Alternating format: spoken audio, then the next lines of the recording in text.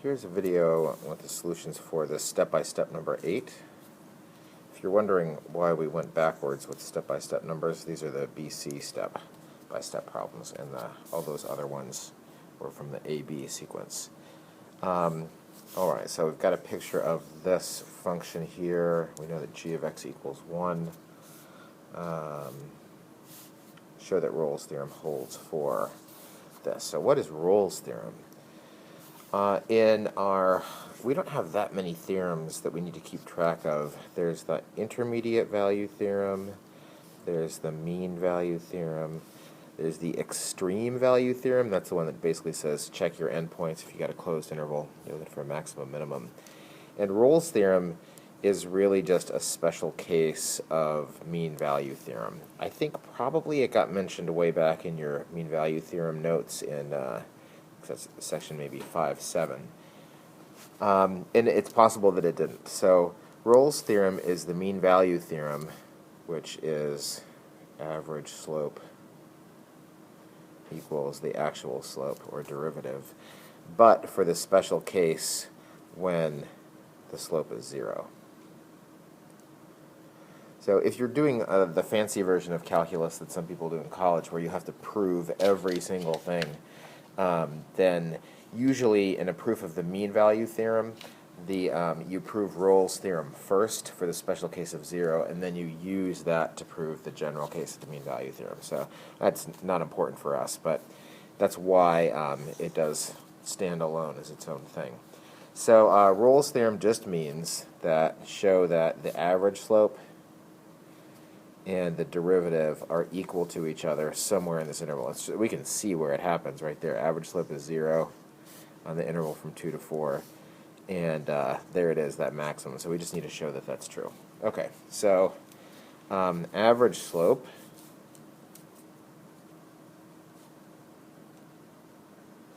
it looks like it's 0, but I think I better show that. So if I plug a 2 in here, I get 24 over 4 plus 12 is 16 plus 8, 24 over 24. So that looks like that's 1, which I don't know if you can tell that that's a 1 there in their graph. And then when I plug 4 in, I get 48 over 16 plus 24 is 40 plus 8, so that's also 1.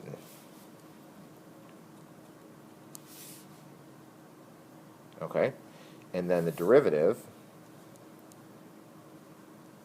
of this, looks like I'm going to have to use the quotient rule, so low d high minus high d low over low, low. Although the low, low part isn't going to matter, because if I want to know when this is equal to 0,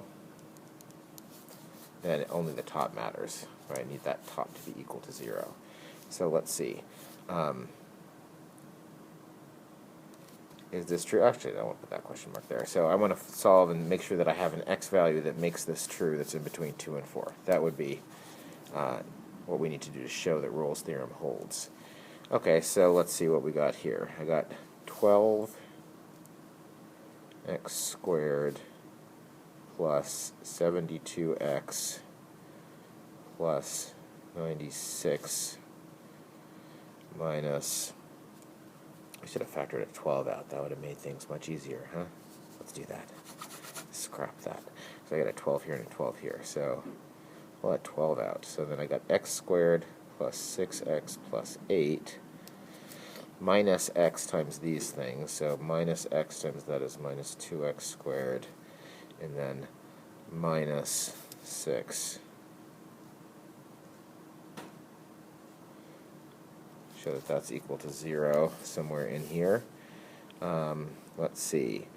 So I'm going to pull a negative sign out because I have x squared minus 2x squared is minus x squared, and I'd like that to be positive. And then I have 6x I factored a minus sign out, so it's going to be minus 6x, and then I have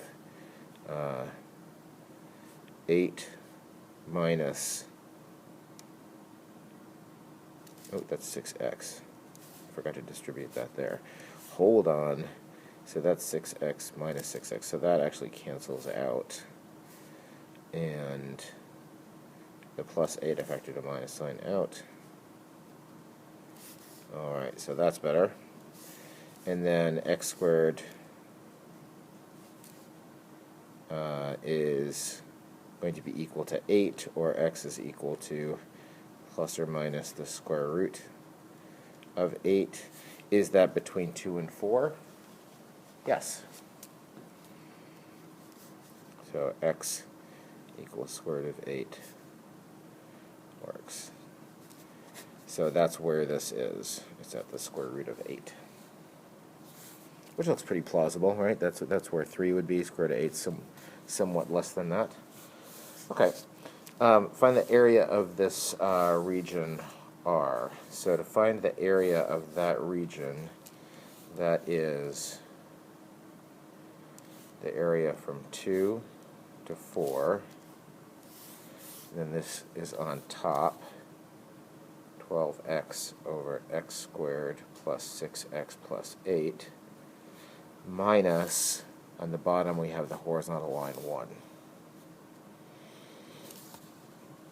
Okay?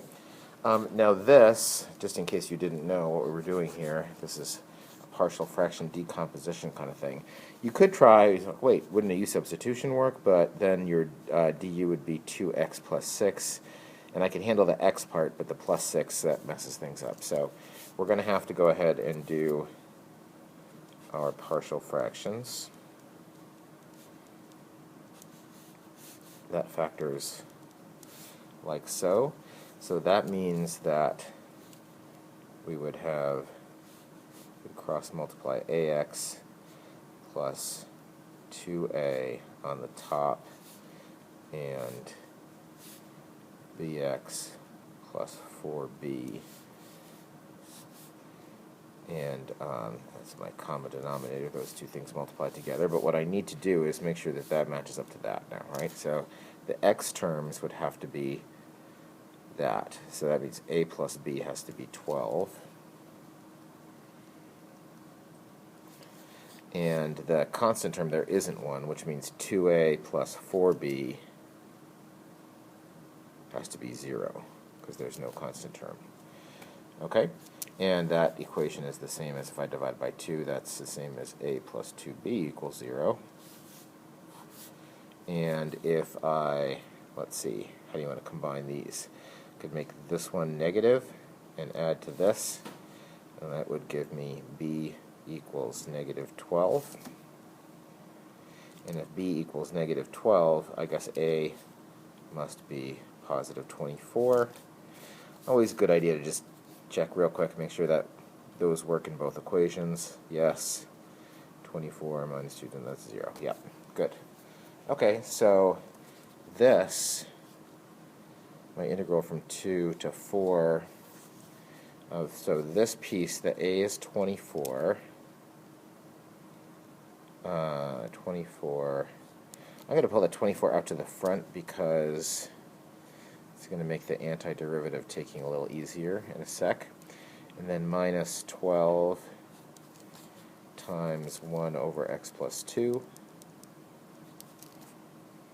And don't forget about that minus 1. Okay. So antiderivative of this, that's just a constant, and then that would be the natural log of, you could put it in absolute value signs, but 2 plus 4 and 4 plus 4, that's all positive in this range, so it's not actually necessary to do that. Wouldn't be wrong to put them there. Minus 12 times the natural log of x plus 2 minus antiderivative of 1 is x, from 2 to 4. Okay, so plugging 4 in, I get 24 natural log 8 minus 12 natural log 6 minus 4, and then minus 24 natural log 6 minus 12 natural log 4 minus 2. Can you simplify that? Oh, sure. You could simplify it into, you're really gonna make me do that? Okay, fine. So it can simplify like this. There isn't really much you can do with those natural log 6s to simplify them. You could break them into 2 and 3, I suppose, but I think I'll just leave those. So I have minus 12 of those minus 24 of those, so that's minus 36 of those natural log 6s. Now 8 and 4 are both powers of 2. This is the same as 2 cubed. So that 3 could come out to the front. So 24 natural log 8 is the same as 72 natural log 2, because that's 2 cubed, 3 comes out to the front. So 72 of those, and then plus 24 natural log 2, because this is 2 squared, 2 comes out to the front. So 72 plus 24 is 96 natural logs of 2. And then the constant I have minus 4 plus 2. So there you go. There's a simplified version. Okay, so part C. Region R is the base of a solid. For this solid, cross-sections perpendicular to the x-axis are semicircles, so cross-sections are going this way. And each cross-section, when you pull that out, it is a semicircle where this right here is the function f of x minus 1. That's the difference between these two. F of x minus 1. Write but do not evaluate an integral that represents the volume of the solid. Whew. So we don't have to actually do it. We just have to set it up. Okay, well, this is a semicircle, and the radius of the circle, which I need to find the area, of course, is half of that. It's f of x minus 1 over 2. That's a common mistake that I see in problems like this, the semicircle kind of cross-sections, that the radius is just half of that, not the whole thing. And so the area of this is pi r squared, pi times this, pi r squared, that would be the whole circle, and I want semicircle. So that's that. So to find the area of this solid, I need to integrate from 2 to 4 across the area. Don't put a pi out here. Well, there is a pi in this one, but there wouldn't be an extra pi. There's only a pi because this is the area expression. And you want to try to simplify this?